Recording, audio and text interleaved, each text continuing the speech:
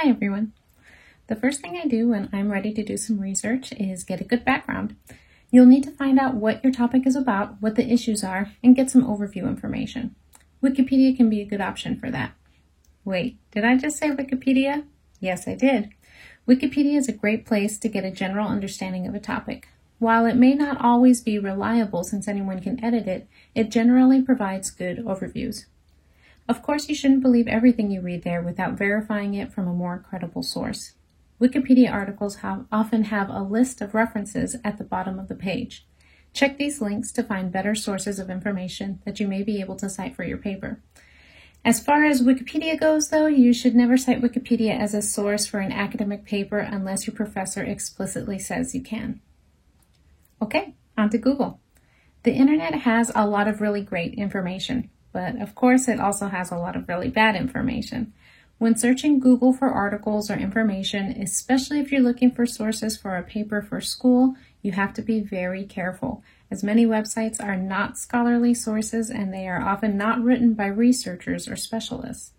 Always ask yourself where the information is coming from. For example, let's say you're doing research on what qualities make people successful in life, like grit, for example. When viewing the results, always ask yourself where the information is coming from. Who wrote it? Are they a researcher or professor who specializes in that subject? Maybe a journalist or just a content writer or blogger?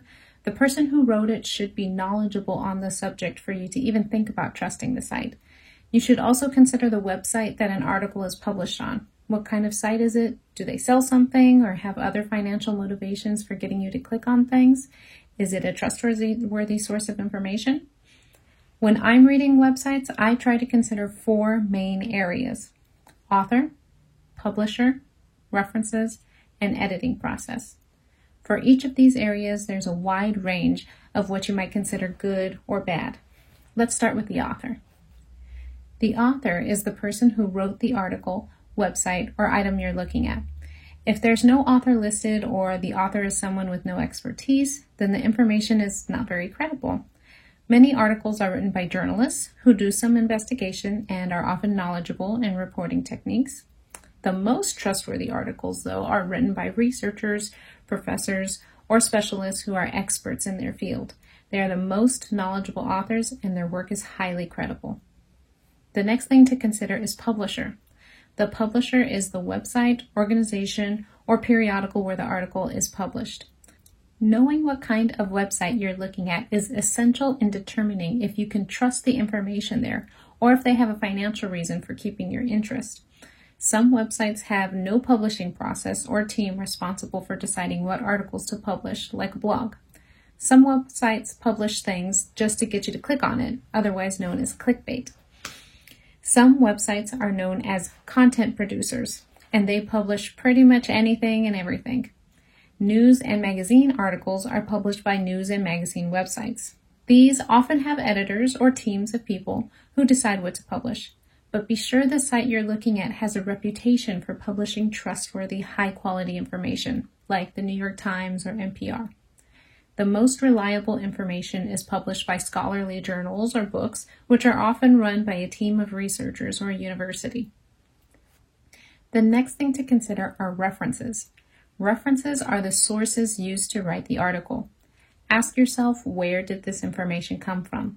Citing sources establishes credibility by telling the reader where they can go to verify facts and find more information. Many websites do not list the places where they found their information. If a piece of data is cited like 1 in 5 college students are homeless, a credible source would tell you where that information came from. For example, they might link you to the organization who performed that research, or at the end of the article, there could be a list of all the articles, books, and websites where you can find the information that the article talked about. Try looking for links or footnotes throughout the text of the article, or try scrolling to the end of the page to see if there is a list of sources. If the site doesn't tell you where they're getting their information from, then that can be a red flag. The best sources will tell you where they're getting their information from. For example, scholarly sources have very long lists of references at the end of the article or book. Lastly, let's consider the editorial process. If you are reading an article or website that doesn't explain its editorial process, then you know that the information is not reliable. Many blogs and websites don't have any editing or fact-checking done, and that is why they're not reliable sources of information. Some articles, like news and magazine articles, are edited by the magazine editor or a fact-checking team. The most rigorous type of editing is peer review.